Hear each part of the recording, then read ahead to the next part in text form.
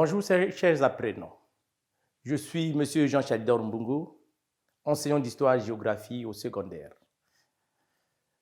Aujourd'hui, nous allons faire un cours de géographie, niveau 3e, et notre leçon aura pour titre les activités informelles et leur importance. Mais nous n'allons pas directement passer à notre leçon du jour sans voir ce que nous avons déjà étudié. Parce que la dernière leçon était sur les activités de service. Il faut aussi retenir que les activités informelles font aussi partie des activités de service. Les activités de service dont nous avons vu la dernière fois, on peut les énumérer. Il y a le commerce, le transport sur les différents réseaux, la communication et les télécommunications. Alors, en ce qui concerne la leçon du jour, qu'appelle-t-on activité informelle? On appelle activité informelle toute activité non réglementée par l'État, c'est-à-dire les activités où ceux qui les pratiquent ne payent pas les taxes. Donc, on n'a pas d'impôt, on n'a pas de patente. Dans la pratique des activités informelles, le cadre n'est pas défini et puis on n'est pas contraint à une quelconque taxe. On vend comme on veut, on fixe les prix comme on le veut. Et au grand 1, nous allons voir les activités informelles. Grand 1.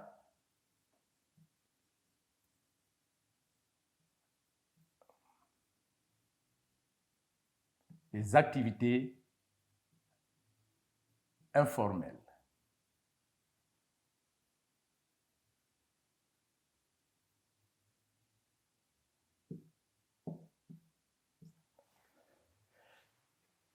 Qu'est-ce qu'on entend par activité informelle? Ou quelles sont les activités informelles? Parce que nous avons déjà défini les activités informelles. Ici, on peut compter 2 types d'activités informelles, sinon que les activités informelles se regroupent en 2 catégories. Nous avons les activités informelles traditionnelles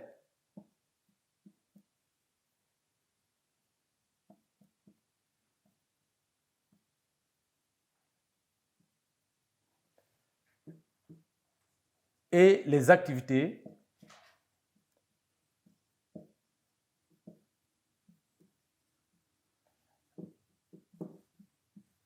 informelles semi-modernes.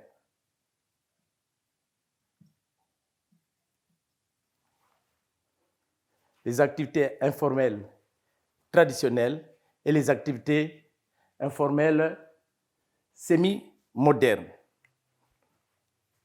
Au grand 1, petit 1, nous allons voir les activités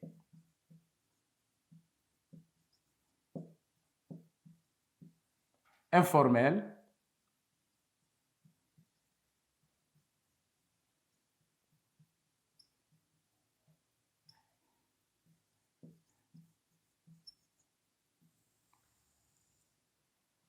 Nous allons voir les activités informelles traditionnelles.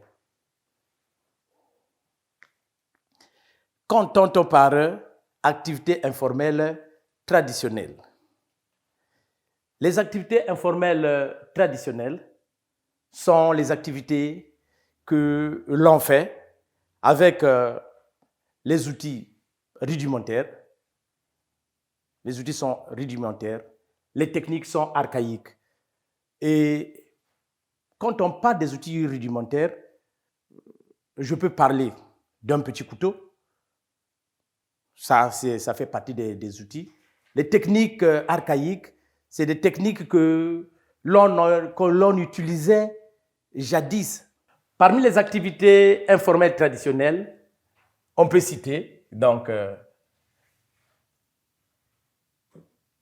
les activités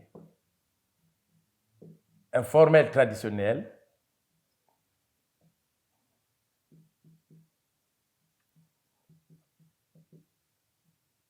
en tout cas, elles sont nombreuses. Nous avons la vannerie. Tous, nous connaissons les vanniers. Pour ceux qui sont à Brazzaville, vers la DEC, ou en allant vers le pont du Djoué, vous allez voir il y a des gens qui sont là en train de fabriquer des fauteuils en rotin, des corbeilles, des paniers. C'est avec des lianes. Ça, c'est la vannerie. Nous avons la poterie. La poterie, c'est avec de l'argile et on se fait à modeler des pots, à fabriquer des pots. Ça, c'est la poterie. On peut aussi parler de la sculpture. Sculpture. Ceux qui fabriquent les statuettes, quand vous allez sur les marchés, vous pouvez souvent trouver les statuettes. Nous avons la récolte du vin de palme. Ceux qui sont déjà partis au village ont déjà vu quelqu'un sur le palmier, monter sur le palmier, et on a le vin local qu'on vend chez nous, qu'on appelle, qu'on peut appeler entre guillemets le vin de palme. Le vin de palme, le tsamba, pour les Congolais, c'est notre vin local. Il y a aussi dans certaines localités le vin local comme le Lingwila, qui est fabriqué à base de la canne à sucre. Il y a aussi le vin d'orange. Il y a aussi le vin qui est fabriqué à base du maïs. Ça fait partie du vin local. Il y a aussi la fabrique du pain, ou la fabrication du pain, la fabrique du pain. Il y a le pain local. Pour ceux qui sont déjà partis en ville, il y a le pain local. Le four est construit, sinon fait à base de briques cuites, et on fabrique le pain, on fait cuire le pain et on le vend. Il y en a vraiment, il y a beaucoup d'activités traditionnelles, mais on peut au moins s'arrêter là. 1, 2. Nous allons passer aux activités, parce que là-bas, nous les avons citées. Nous allons passer aux activités semi-modernes.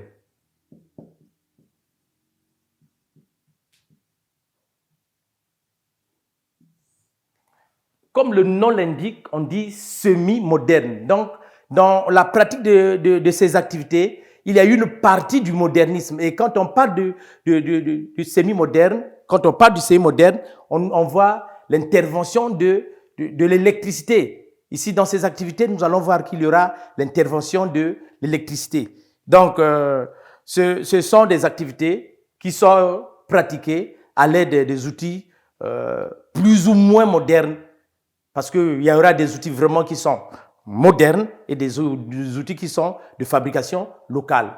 Parmi ces activités, on peut citer, parmi les activités modernes, permettez que je nettoie, je crois que vous avez tout pris déjà.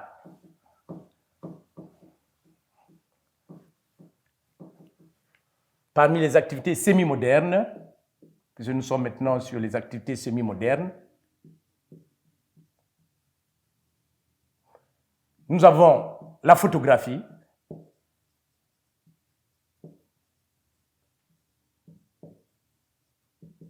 Ici, la photographie, en tout cas l'appareil photo, c'est vraiment moderne.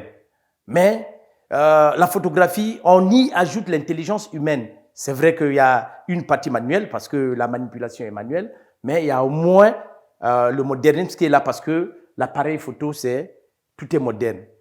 Nous avons l'exploitation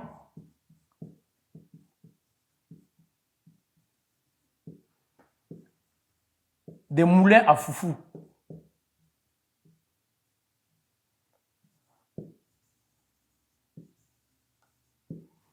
peu partout dans notre ville, quand nous passons, il y a des gens qui vendent pour écraser le foufou. Et ces moulins sont, pour la majorité, une fabrication locale. Mais avec l'électricité, on associe le traditionnel et le modernisme. Et à cela s'ajoute l'électricité. Nous avons la coiffure. Surtout pour les femmes, quand elles vont se coiffer, elles mettent parfois les cheveux dans une sorte de casque.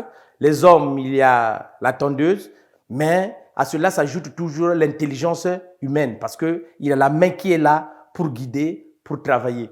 Nous avons la mécanique.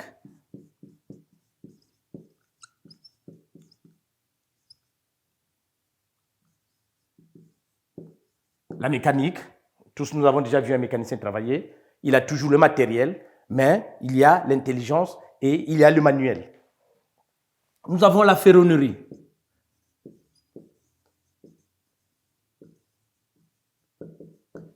Qu'on appelle parfois les soudeurs. Les soudeurs. Là, nous voyons vraiment l'intelligence. Nous voyons qu'il y a l'intelligence qui est mise en pratique parce que nous voyons les formes souvent qu'ils donnent, les figures qu'ils sont en train de faire, qu'ils dessinent et le travail est là. On essaie de regarder comment est-ce que ces activités sont en train d'évoluer. Je crois que vous avez retenu que nous avons, en ce qui concerne les activités informelles, nous avons deux types d'activités. Il y a les activités traditionnelles et les activités modernes. Nous allons maintenant passer aux deux. Là où nous allons parler de l'importance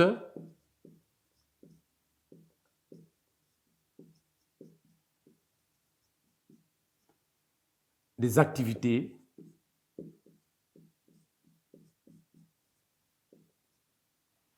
informelles.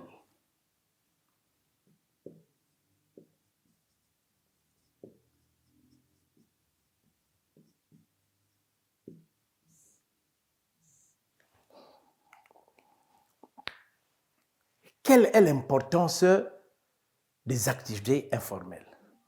Tout ce qu'on nous circulons dans notre ville capitale, sinon dans les autres villes, nous voyons qu'il y a beaucoup de personnes qui pratiquent ces activités que nous avons citées un peu plus haut.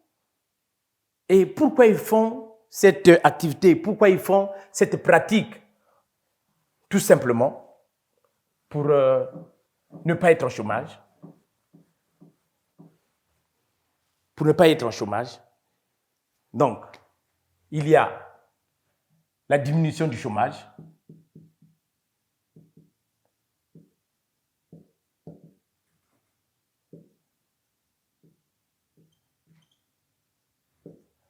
Quand on va travailler, on est en train de vendre. En tout cas, là au moins, on ne chôme plus. Nous avons, c'est un apport vital.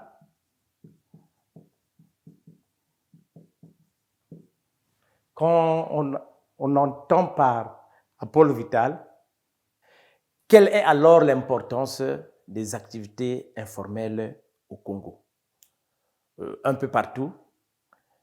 Nous allons remarquer qu'au Congo, les activités informelles sont pratiquées par la plus grande partie de la population.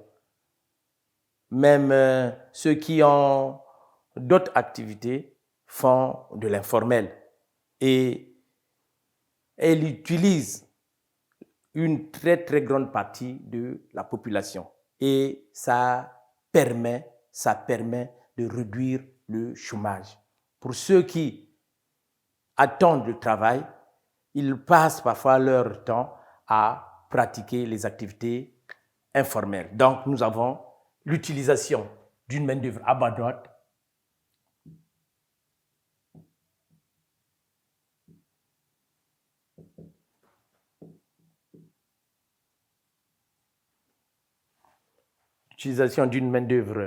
abondante.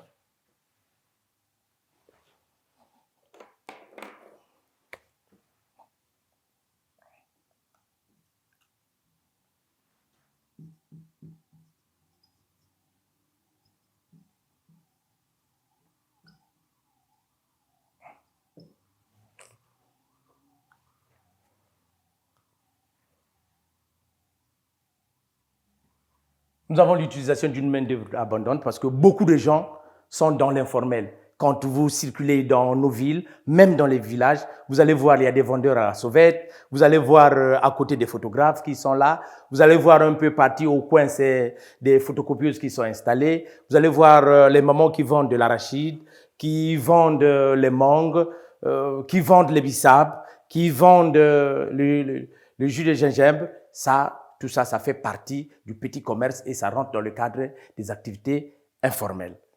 Nous avons la diminution du chômage.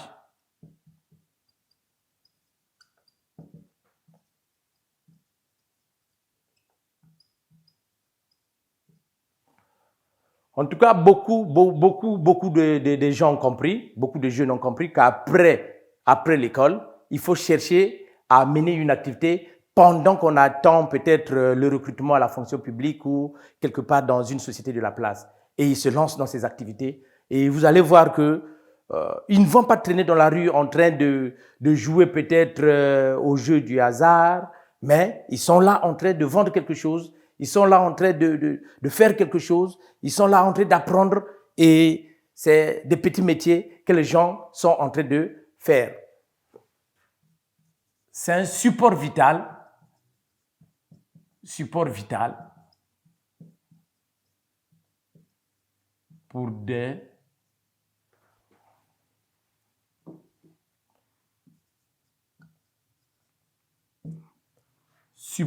pour des nombreuses familles.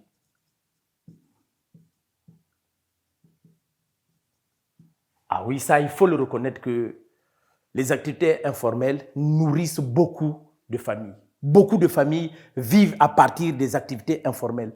Tout le monde ne vit pas d'un travail où on les paye à la fin du mois. Non. Beaucoup de gens sont dans l'informel, là où ils sont leurs propres patrons. Ils le vendent, il va le matin, il le vend. Au retour, il a un peu d'argent pour acheter une ordonnance, pour acheter de la nourriture, sinon pour prendre même un peu de l'alcool pour se faire plaisir. En dehors d'un support vital, nous avons l'apport d'une souplesse au niveau de l'économie.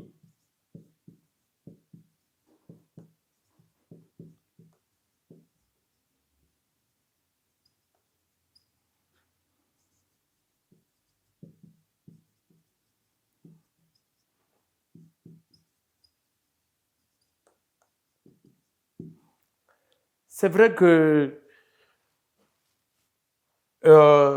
les activités informelles ne sont pas formalisées, c'est-à-dire que ceux qui les pratiquent ne payent pas les taxes, ne payent pas les impôts, mais il faut reconnaître que au niveau des activités informelles, les gens ont assez d'argent pour s'intégrer, pour pratiquer ou sinon pour vivre une certaine vie.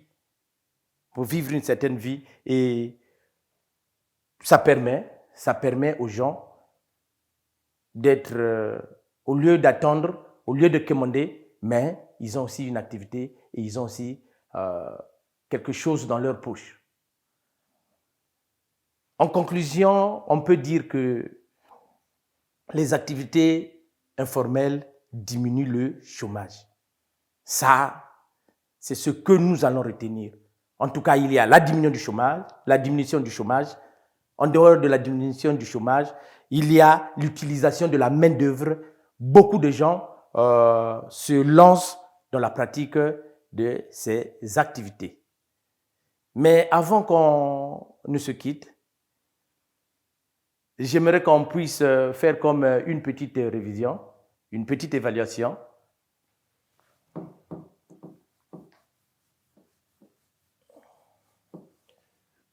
Après avoir étudié les activités informelles, cite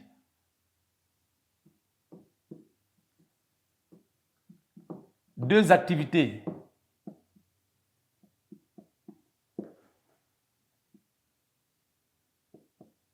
informelles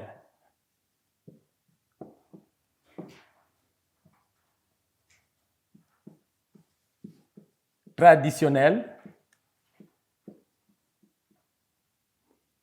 et cite 2 activités informelles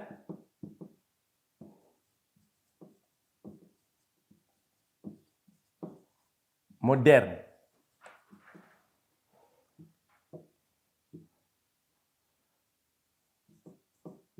Par 2 exemples précis,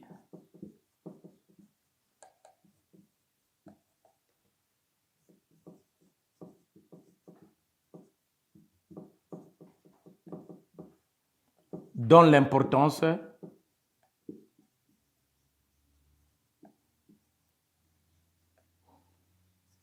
des activités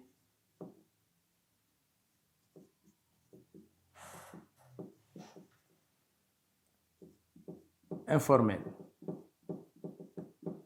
Bon, je veux vous soumettre aussi à une autre question pour me rendre compte si vous avez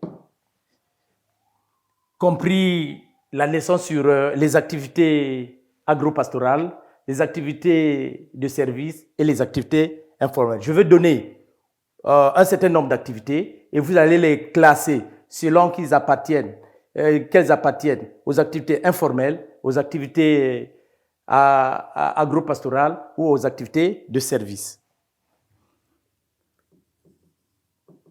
Donc, dans un tableau que tu traces,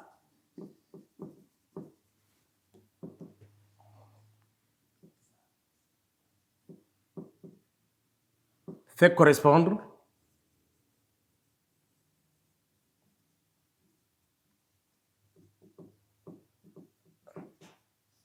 chaque activité. Nous avons nos 3 questions. La première question, on nous demande de citer les 2 activités, cite 2 activités informelles traditionnelles. La deuxième question, cite 2 activités informelles semi-modernes. Semi-modernes.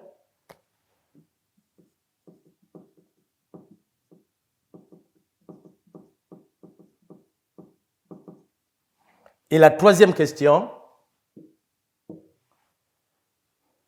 par 2 exemples précis, dont l'importance des activités informelles. Chers apprenants, je crois que vous avez du travail. Après avoir suivi la leçon, il est à vous maintenant, il vous revient de répondre à ces questions. Au revoir et à la prochaine.